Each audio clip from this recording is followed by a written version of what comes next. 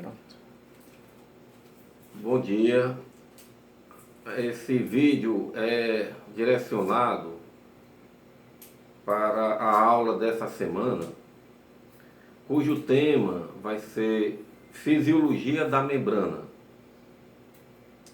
Quando a gente fala da palavra fisiologia, ela se refere à função, tá?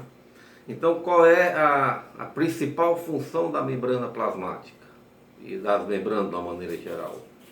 É a permeabilidade seletiva. Ou seja, a função dela é controlar o que entra ou sai da célula. A gente sabe que a célula ela tem dois envoltórios que a gente estudou.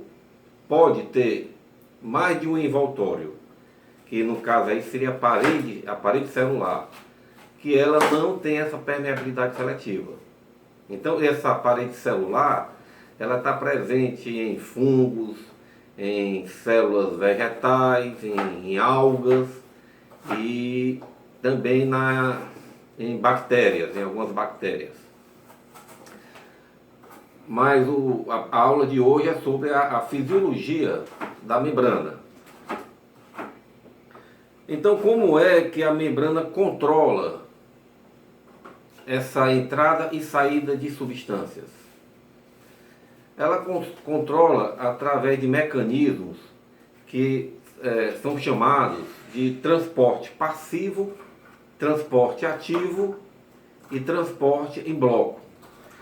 O transporte passivo é um meio de transporte dessas substâncias onde a célula não gasta energia na forma de ATP, adenosino trifosfato, que é a molécula energética da célula. Transporte passivo, nós temos a difusão. O que é difusão? Difusão é espalhar. Se eu tenho aqui, por exemplo, se eu tenho aqui um vidro de éter, né? Então as moléculas estão dentro desse éter, dentro desse vidro, as moléculas do éter. Quando eu abrir esse vidro, a pessoa que está um pouco mais distante vai sentir o cheiro de éter. Por quê? Porque essas moléculas se difundiram nessa região. É como se eu estivesse numa sala, as moléculas de éter fossem bolas de ping-pong, cheias de bolas de ping-pong batendo, e de repente eu abro a porta dessa sala. Então essas bolas, né, saem da sala. Então isso é o que chama de difusão. Se eu tenho um copo com água e boto uma gota de tinta, essa tinta vai se difundir na água, vai se espalhar na água. Então a difusão é isso, né? Essa questão de distribuir, espalhar. Então no transporte passivo nós temos a difusão simples, que é o transporte, né? Por exemplo, o transporte do oxigênio, ele se faz por difusão simples. Quando você fala em difusão, você se refere ao soluto. O que é soluto? Vamos voltar para a química e ver que o soluto seria o sólido e o solvente seria o líquido. Então, quando você une os dois, você tem uma solução, que é a união do líquido com o soluto. Então, no caso da difusão simples, sempre você leva em consideração esse transporte através da membrana, o soluto. Então, no caso aqui, o gás, vamos considerar ele como soluto, o gás oxigênio. Então, se ele tiver uma alta concentração fora da célula e dentro da célula uma baixa concentração, então, por difusão, ele vai atravessar a membrana plasmática pelos lipídios, né, pela sua parte lipídica, de fora para dentro. Assim como o CO2, ele pode sair, né, de dentro para fora da célula. Nós temos a difusão facilitada, é aquela difusão onde existem umas proteínas. A gente sabe que na membrana plasmática tem também as proteínas na sua constituição. Então existe proteínas que são chamadas de permeases, que ela vai atuar como uma enzima. O que é enzima? É um catalisador, ela vai auxiliar, vai acelerar essa passagem. Então, por exemplo, a glicose. Se tiver alta concentração de glicose e dentro da célula baixa, ela vai passar por difusão facilitada pelas essas proteínas. Então também a célula não gasta energia. E finalmente, um outro tipo de transporte passivo é a osmose, que aí você já não considera o soluto, você considera a água, o solvente.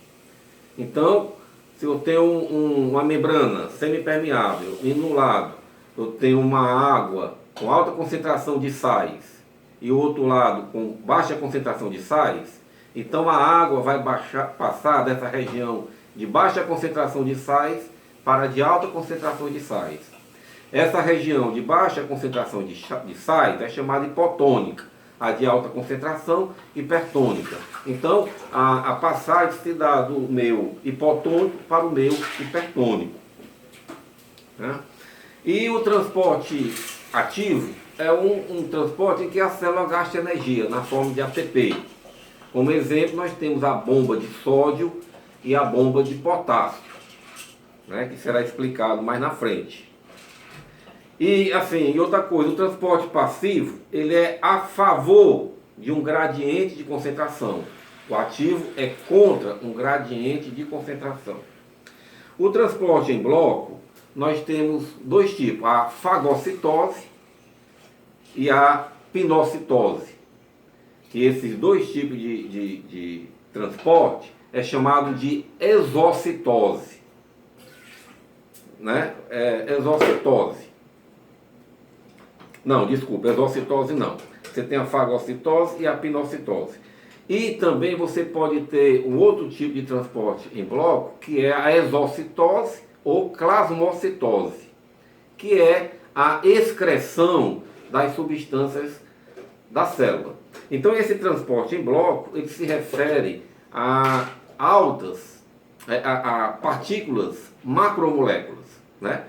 O transporte ativo e passivo são moléculas pequenas. No caso, em bloco, quando ele não consegue através da membrana, dos poros da membrana, ele faz através de bloco.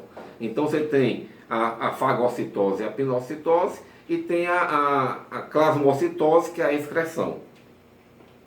E também é importante, dentro do estudo da osmose, vocês atentarem para o que é plasmólise, para o que é turgência, para o que é crenação e para o que é plasmoptise.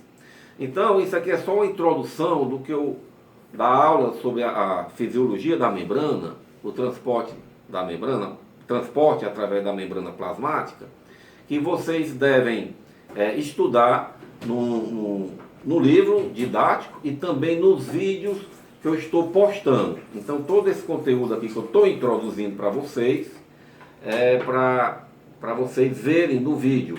E alguma dúvida que vocês tiverem, é só entrar em contato comigo no meu horário de plantão. Então é isso que eu quero passar para vocês nesse momento. Então, até o nosso próximo encontro.